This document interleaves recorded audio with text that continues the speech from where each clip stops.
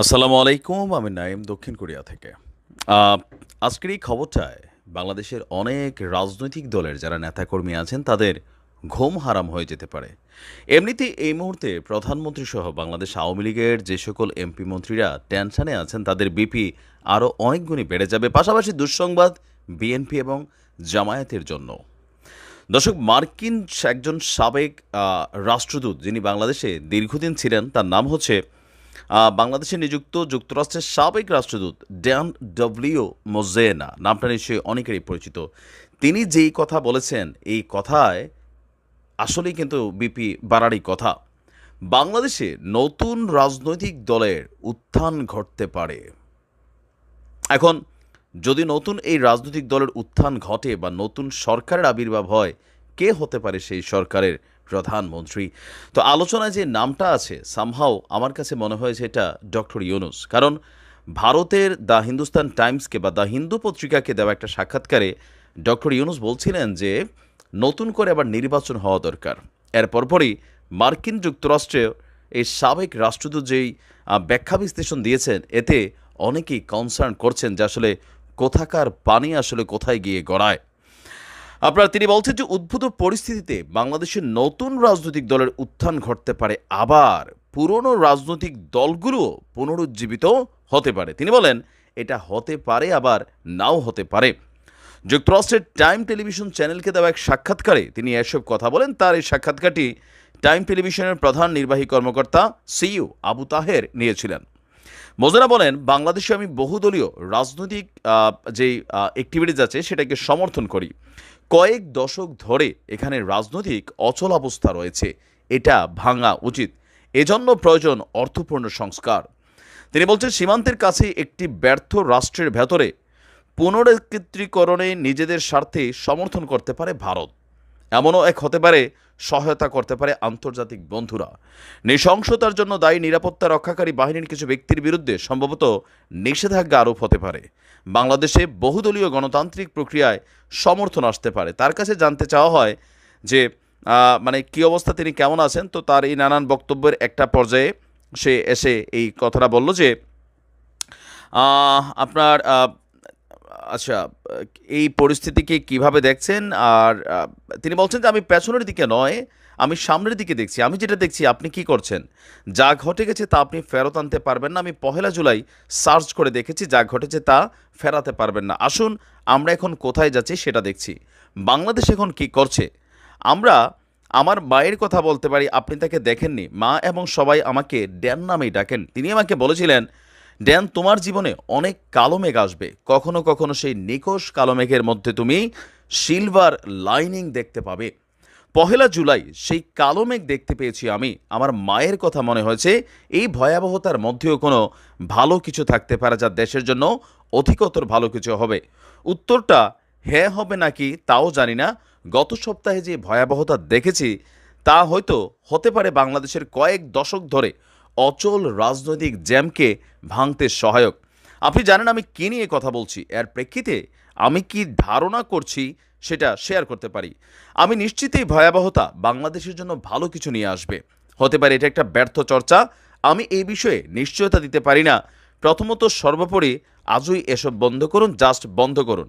একথা বলতে বলতে ড্যান মোজেনা অনেকটা হতাশা তার মুখে ফুটে ওঠে। তিনি ইংরেজিতে বলেন, today it must be stop, just stop. সেনাবাহিনীকে তার ব্যারাকে ফিরে যেতে হবে, প্রত্যেককে তাদের কাজের জায়গায় ফিরতে হবে, ইন্টারনেট মুক্ত করে দিতে হবে, বিশ্ববিদ্যালয়গুলো খুলে দিতে হবে, আটক ছাত্রদের ছেড়ে দিতে হবে। এটা গুরুত্বপূর্ণ যে বিশ্বাসযোগ্য, নিরপেক্ষ, ক্রেডিবল, ইন্ডিপেন্ডেন্ট তদন্ত শুরু করতে হবে। তাতে পরিষ্কার করতে হবে কী ঘটেছিল এবং পরিষ্কার করতে হবে যে কোন অপরাধের জন্য কে দায়ী। কেউ তো ওইসব মানুষকে হত্যা করেছে, আমি জানি না। আপনি রংপুরের আবু সাঈদের ঘটনার ভিডিওতে দেখেছেন, কেউ তো তাকে হত্যা করেছে। আমি মনে করি তাদেরকে জবাবদিহিতার আনা উচিত। কংক্রিট স্টেপ আছে যা শুধু সরকারকে নয়, সবাইকেই অল্প সময়ের মধ্যে নিতে হবে। এরপর আসুন বৃহত্তর পরিসরে। আমি একজন আশাবাদী মানুষ। বাংলাদেশে কয়েক দশক ধরে রাজনৈতিক অচলাবস্থা আছে, এটাকে ভাঙতে হবে। গণতন্ত্রের এই ধারায় নতুন রাজনৈতিক দলের উত্থান ঘটতে পারে। এমনও হতে পারে যে পুরনো রাজনৈতিক দলগুলো নিজেরাই পুনরুজ্জীবিত হবে, আবার নাও হতে পারে। তিনি বলছেন যে ভারত সীমান্তের কাছে একটি ব্যর্থ রাষ্ট্র ভারতের স্বার্থ রক্ষা করতে পারবে না, ফলে ভারতও সহায়তা করতে পারে। আন্তর্জাতিক বন্ধুরা র্যাবের বিরুদ্ধে সম্ভাব্য নিষেধাজ্ঞা দিয়ে সহায়তা করতে পারে। নৃশংসতার জন্য দায়ী ব্যক্তিদের বিরুদ্ধে নিষেধাজ্ঞা দেওয়া যেতে পারে। এর আগে 2021 সালে র্যাবের বিরুদ্ধে নিষেধাজ্ঞা দেওয়া হয়েছে। মানে মোট কথা হচ্ছে, ড্যান মজুনা বলছেন যে এখানে আসলে কি ঘটতে যাচ্ছে বা বাংলাদেশের এই পরিস্থিতিটার সর্বশেষ অবস্থান কোথায় যাবে। কারণ এই মুহূর্তেও যেই সুস্থ পদক্ষেপ নেওয়া দরকার সেটা কিন্তু এখনও পরিপূর্ণভাবে হচ্ছে না। বিশেষ করে সেনাবাহিনী যখন রাজপথে নেমেছে, তাদের বেশিরভাগ জায়গায় প্রশংসনীয় ভূমিকা থাকলেও কিছু কিছু জায়গায় সেনাবাহিনী কিন্তু ধৈর্য হারিয়েছে, র্যাব টোটালি ধৈর্য হারিয়েছে, পুলিশ শতভাগ ধৈর্য হারা কাজ করছে। প্রতিদিন ব্লক রেড করে যেই কর্মকাণ্ড করছে, তাতে সাধারণ মানুষ কি পরিমাণ যে ক্ষোভ ভিতরে জমে আছে। যতই সরকার বিএনপি বা জামাত শিবির বা যতই বক্তব্য দিক, এই মুহূর্তে এই পলিটিক্যাল বক্তব্যগুলা আমজনতা খাচ্ছে না। সরকারের বক্তব্যের এগেনস্টে দেখা যাচ্ছে পুরো বাংলাদেশেরই হাতে গোনা কয়েকজন নেতাকর্মী বা সাপোর্টার বাদ দিলে অধিকাংশ আওয়ামী লীগের নেতাকর্মীরাও তারা কিন্তু চুপচাপ পরিস্থিতিকে অবলোকন করছে। কেউ বা টিকিট টুকুরও কাটছে পরিস্থিতি খারাপ হলে কিভাবে বাংলাদেশ ছেড়ে পালাবে। এখন এই যে বক্তব্যগুলা ড্যান মজিনার বা আমজনতার মধ্যে সাধারণ মানুষের একজন রিকশাওয়ালারও বিশ্লেষণ যে আসলে কি ঘটতে যাচ্ছে। তবে আমেরিকা ডক্টর ইউনূসের খুবই বিশ্বস্ত মিত্র এবং কি বন্ধু। ইভেন ডক্টর ইউনূসই বা কেন হঠাৎ করে আপনি দেখেন যে ভারতে এই ধরনের সাক্ষাৎকার দিলেন, আর এই সাক্ষাৎকারের পরপরই বাংলাদেশ আওয়ামী লীগের মন্ত্রীরা গণহারে বলছে জামাত শিবির এবং ডক্টর ইউনূস গং। এখন ইউনূসও একটা গং হয়ে গেছে। আসলে যদি এরকম পরিস্থিতি হয়, তাহলে কি হবে আওয়ামী লীগের নেতাকর্মীদের, কি হবে বিএনপির নেতাকর্মীদের বা জামাত শিবিরের নেতাকর্মীদের? নতুন রাজনৈতিক দলও যদি তৈরি হয়, সেইটাই বা কীভাবে তৈরি হবে? এটাকে আসলে এত সোজা, আসলে কিন্তু এত সোজা না। বাংলাদেশের মানুষ দেশে যাই হোক, এখানে 3-4টা রাজনৈতিক দলের বাহিরে নতুন কোনো রাজনৈতিক দলের উত্থান এটাও কিন্তু হতে দিবে না। কারণ আমরা দেখেছি সেনা সরকার যখন শাসন করেছে তখন আওয়ামী লীগ বিএনপি কীভাবে এক হয়েছে, জামাত কীভাবে এক হয়েছে। এরশাদের আমলে আমরা দেখেছি কিভাবে প্রত্যেকটা রাজনৈতিক দল সামরিক শক্তির বিরুদ্ধে গিয়ে নিজেদের অবস্থান প্রকাশ করেছে। তো আসলে বাংলাদেশে আমার মতে আর কি, যে ড্যান মজিনা তারা অনেক বড় কূটনীতিবিদ অথবা বিচক্ষণ ব্যক্তিত্ব, কিন্তু আমার মনে হয় না যে এটাতে এত সহজে বাংলাদেশের নতুন কোনো শক্তি আসবে, বা ভারত সম্পর্কে ওনার যে মূল্যায়ন সেইটাও আমার মনে হয় না যে এই মুহূর্তে ভারত বাংলাদেশে বিরোধী রাজনৈতিক কোনো দলকে তারা সাপোর্ট করবে। কারণ আপনি বিজেপির প্রোগ্রামগুলো যদি দেখেন, তাদের মন্ত্রীদের কথাবার্তা শোনেন, সব কিছু মিলেয়া এটা আসলে তৈরি হবে না। তবে আমেরিকার কোনো সাবেক রাষ্ট্রদূত এরা যখন এই ধরনের কথা বলে, বিষয়টা টেনশন নেওয়ারও বিষয় হতে পারে। কারণ কি, আমেরিকার সাথে বর্তমান আওয়ামী লীগ সরকারের সম্পর্কটা কিন্তু অনেকটা খারাপ। এখন আবার আমেরিকার সাথে পজিটিভ একটা সম্পর্ক তৈরি হচ্ছে, বাট আমেরিকানদের মনে একটা, মুখে আর একটা, অ্যাক্টিভিটিসে আরেকটা। এদেরকে বোঝা কিন্তু এত সোজাও না। তবে আমি 100% শিওর এরকম কিছু হবে না। আর এটা একটা অস্বাভাবিক বিষয় হবে যে ডক্টর ইউনূস বা সামহাও এখানে এসে দাঁড়াইতে পারে। আর বিএনপির ব্যাপারে আমি এতটুকু বুঝি, এই দেশের মানুষ বর্তমানে আমাদের যে 3-4টা রাজনৈতিক দল আছে, কোনোটার প্রতি আস্থা নাই। মুখে মুখে সবাই বলে আর কি। কারণ এই দেশটারে বিএনপি তো চালাইছে, জামাত শিবিরও চালাইছে, বা জাতীয় পার্টিও চালাইছে। তো এইখানে স্বাধীনতার এত বছরে কোন সরকারের মধ্যে আইসা দুধের দোয়া তুলসী পাতা টাইপের এমপি মন্ত্রীরা ছিল, বা রাষ্ট্র ক্ষমতা পরিচালিত হয়েছে, দুর্নীতি লুটপাট হয় নাই, মানুষ নিপীড়িত হয় নাই, বা পুলিশকে আমরা এই ভূমিকায় দেখি নাই?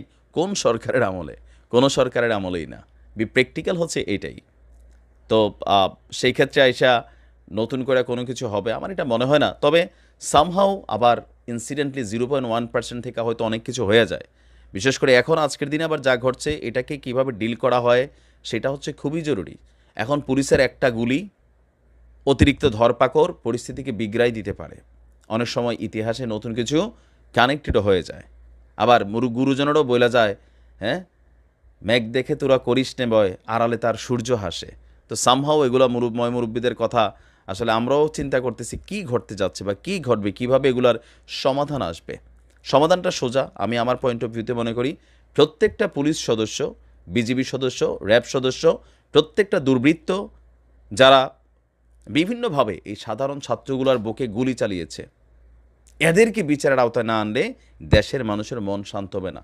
প্রত্যেকটা দুর্নীতিবাজ লাইক বেনজির থেকে শুরু করে মতিউর থেকে আবেদ আলী, বা যারা মালয়েশিয়ার হাজার হাজার শ্রমিকের জীবনের সর্বশেষ টাকাটা কাইরা খাইছে, রাষ্ট্রের লুটপাট করতেছে।